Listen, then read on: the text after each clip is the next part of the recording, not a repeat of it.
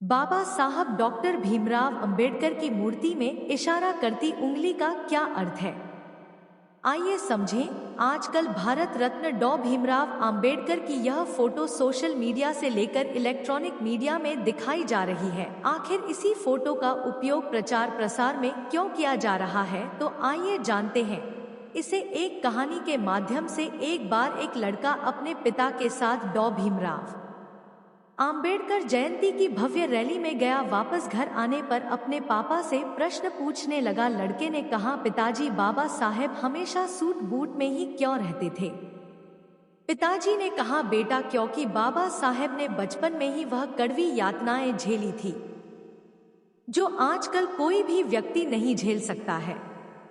जब उन्हें पाठशाला में पानी पीने के लिए भी किसी सवर्ण जाति के शिक्षक अथवा चपरासी पर निर्भर रहना पड़ता था, क्योंकि कोई अछूत अपने हाथ से पानी नहीं ले सकता था। उस समय अपने देश भारत की यह स्थिति थी। बड़ौदा के महाराजा गायकवाड़ ने बाबा साहब भीमराव अंबेडकर को स्कॉलरशिप देकर पढ़ने के लिए विदेश भेजा। जब वे पढ़ ले कर भारत वापस आए तब भी स्थिति वैसी ही थी जैसी बाबा साहब छोड़कर गए थे, क्योंकि बाबा साहब को लगता था कि देश के अछूतों को आज़ादी से कहीं ज्यादा समानता की आवश्यकता है। तब जाकर बाबा साहब आम्बेडकर ने भारत में समाज सुधार का कार्य किया। उन्हें लगता था कि मेरा समाज भी अच्छे कपड़े पहने, यदि मैं सूट बूट में रहूंगा तो मेरा समाज मुझसे प्रेरणा लेकर और मुझे आदर्श मानकर खुद भी सूट बूट पहने का। लड़के ने लड़का, ठीक है पिताजी, आज से मैं भी सूट बूट में ही रहूंगा।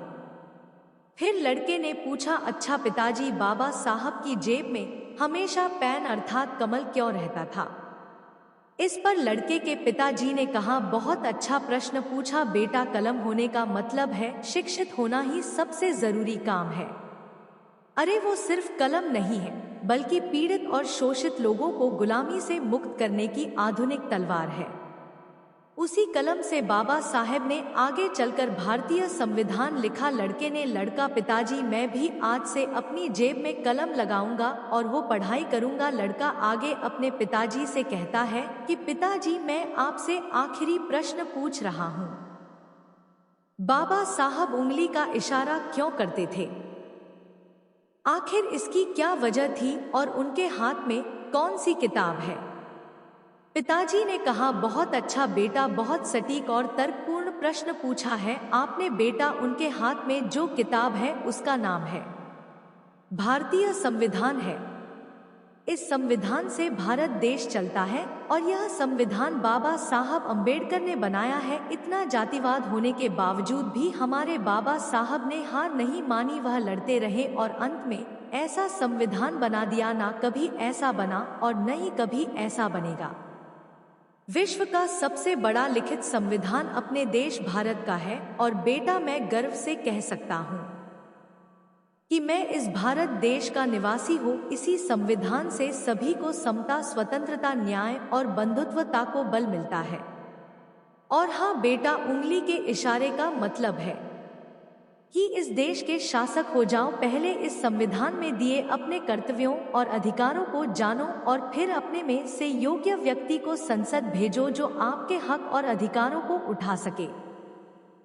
अगर इस संविधान को सही मायने में अमल में लाना है तो योग्य लोग संसद में आने चाहिए। वह उंगली से यह संबोधन करते हैं कि अपने भले के लिए स्कूल, कॉलेज और संसद में जाओ। लड़का कहता है अपने पिता से, धन्यवाद पिताजी, मैं भी बाबा साहेब के विचारों पर चलूंगा और इस देश का शासनकर्ता बनकर बहुत आगे ले जाऊंगा। वैसे तो बाबा साहेब ने कहा है